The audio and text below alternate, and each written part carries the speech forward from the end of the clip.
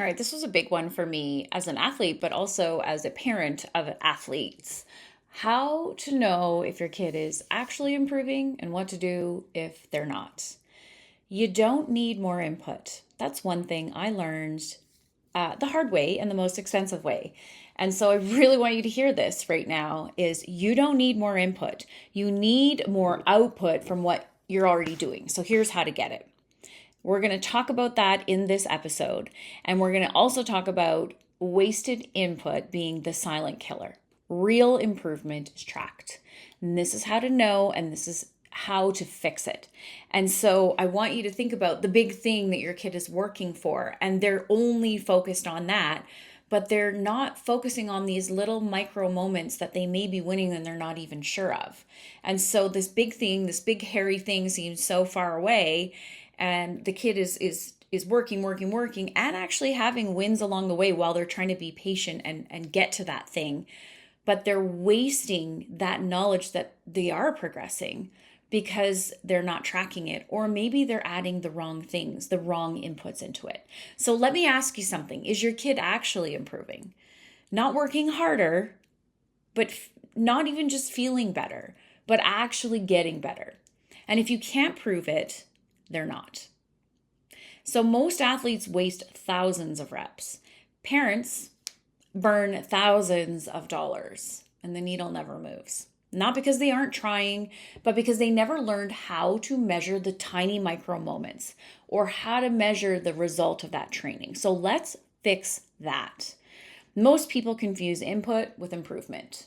More sessions, more hours, more sweat. And none of that matters if the output doesn't change. And that's why we put equations to everything, because there needs to be a multiplication on the other end of that equal sign. It can't be an equal sign. It has to be a plus or a multiplication sign, not a minus sign. And I talk about this all the time with my own athletes and my own kids. None of that matters if the output doesn't change. So effort doesn't equal progress. Your kid might be giving everything they've got, but if the habits, the decisions, and the execution aren't changing, then the input is being wasted. And that's the killer. The reps aren't the problem. The reps without feedback and pressure training are. So let's break it down. If I give you $1,000 to invest, and in 6 months, let's say you had the same $1,000, would you call that a win? Probably not. But that's how most athletes train. They spend energy, time, attention, and they never measure the return. They're not compounding. They're just spinning. And so it's important to put these equations to it so kids really get that clarity about what it is they're inputting and what it is they're outputting. And we always talk in Compete Code about 10x. You need to 10x this. It doesn't mean you do 10 times, like 10 more reps. You need to have input that's going to multiply your output because you're leveraging it and you're showing proof and you're tracking the progress.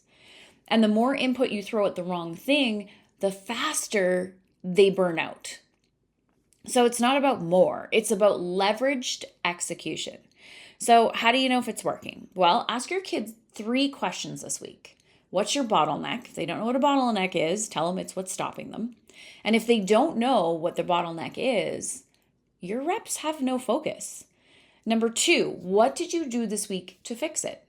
If it's not pressure tested, the reps don't count. And number 3, what is your proof? If they can't show a clip, a scorecard, a moment, a spoken moment, a stat, it didn't happen.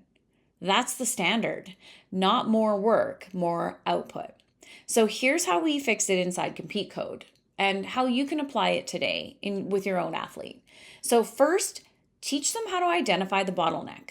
What's holding back the rest of their game? Is it confidence? Is it reaction? Is it reset? Is it skating quickly with a puck? Is it 3 quick strides? Is it, how you hold the line? Is it gap control? If you're a goalie, is it rebound control? Whatever it is, identify the bottleneck.